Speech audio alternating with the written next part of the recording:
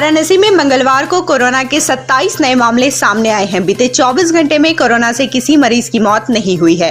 मंगलवार को home isolation से 7 मरीज को छुट्टी मिली है। अस्पताल से 2 मरीजों को डिस्चार्ज किया गया है। जिले में कोरोना से मरने वालों का आंकड़ा 377 है। अब तक 22,248 कोरोना पॉजिटिव मरीज वाराणसी में मिल चुके हैं, जिनमें से 21,680 लोग स्वस्थ हो चुके हैं, जबकि एक्टिव केसों की संख्या 191 है। दोबारा कोरोना की आहट से जहां सरकार चिंता में है, तो वहीं दूसरी ओर लोगों को रंगों के त्योहार होली के फीका होने का डर सताने लगा है। होली में उचित दूरी का पालन करना भी कठिन है।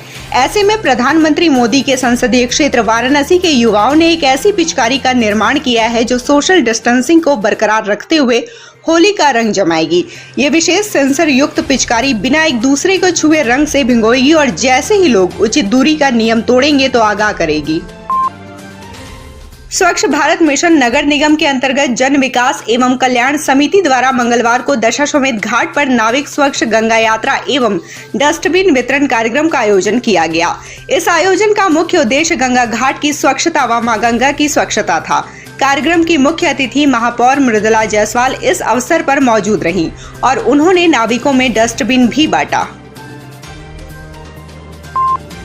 मंगलवार को पूर्व विधायक अजय राय ने राज्यपाल आनंदीबेन पटेल को संबोधित एक पत्र लिखकर सरकार द्वारा सुरक्षा हटाने को बेहद अफसोसनाक और दुर्भाग्यपूर्ण बताया।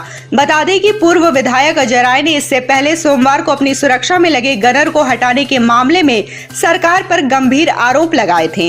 इस दौरान उन्होंने सरकार पर उनकी हत्या की साजिश रचने का भी आरोप लगाया था। मंगलवार को वाराणसी के सभी विकास खंडों में श्रम विभाग द्वारा मिशन रोजगार एवं श्रमिक कल्याण के अंतर्गत कार्यक्रमों का आयोजन किया गया। ये कार्यक्रम प्रदेश सरकार के सफलतापूर्वक 4 वर्ष पूरे होने पर प्रदेश सरकार द्वारा विभिन्न क्षेत्रों में किए गए रिफॉर्म, परफॉर्म तथा ट्रांसफॉर्म संबंधित कार्यों से जन सामान्य को अवगत कराने के लिए आयोजित किया गया।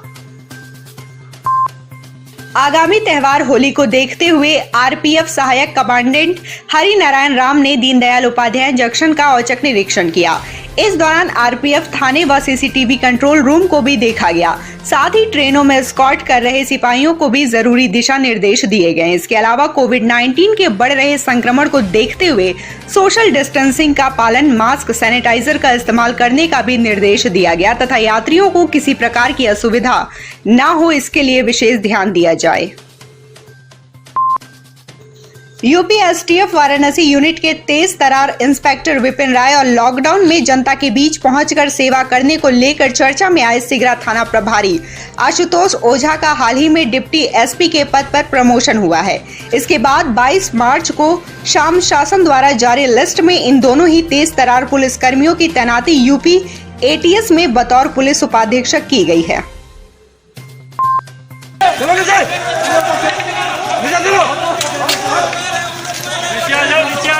बीएचयू कैंपस में मंगलवार को लाल बहादुर शास्त्री छात्रावास और बिड़ला छात्रावास के छात्रों में जमकर पत्थरबाजी हुई। जानकारी के अनुसार बीएचयू परिसर में स्थित विश्वनाथ मंदिर में छात्रों के 2 गुटों में पहले कहासुनी हुई और देखते ही देखते दोनों गुटों में पत्थरबाजी शुरू हो गई। छात्रों के दोनों गुट बिड़ला और एलबीएस छात्रावास के बताए गए हैं। इस दौरान एलबीएस के छत पर खड़े होकर पत्थरबाजी की गई। घटना की सूचना पर पहुंची भारी पुलिस बल और बीएचयू के सुरक्षा कर्मी छात्रों को समझाने बुझाने के प्रयास में जुटे रहे। 2 छात्रावास हैं और 2 छात्रावासों के बीच में छात्रों में आपस में कुछ वाद विवाद चलता रहता है और वो वाद विवाद आज थोड़ा हिंसा का रूप ले लिया था। लेकिन हमारे सभी लोगों ने मिलकर, सारे दोनों हॉस्टल के वार्डन्स ने और हमारे प्रोक्टोरियल बोर्ड के सभी गार्ड सुपरवाइजर और जिला प्रशासन तुरंत हमारे निवेदन पर सक्रिय हुआ और जिला प्रशासन से सीओ साहब, एसओ साहब सभी लोग आए और इस समय स्थिति पूरी तरह से नियंत्रण में है। और मैं आपके माध्यम से दोनों ही छात्रावास के छात्रों और विश्वविद्यालय के सभी छात्रों से ये निवेदन करना चाह रहा हूँ कि कृपया वह इस समय शांति बनाए रखें, विश्वविद्यालय की गरिमा के अनुरूप आचरण करें और होली के त्यौहार पर जो विश्वविद्यालय ने अधिसूचना जारी की है कोरोना के संक्रमण को देखते हुए, उसका अक्षरशः पालन करें। होली पर्व को देखते हुए जिला प्रशासन ने किसी भी प्रकार की अप्रिय घटना से निपटने के लिए कार्रवाई शुरू कर दी है। इसी क्रम में जिलाधिकारी कौशल राज शर्मा ने होली के दिन 29 मार्च को दोपहर 12 बजे से लेकर मध्य रात्रि 12 बजे तक पूरे जनपद में गंगा के सभी घाटों पर धारा 144 प्रभावी कर दी है।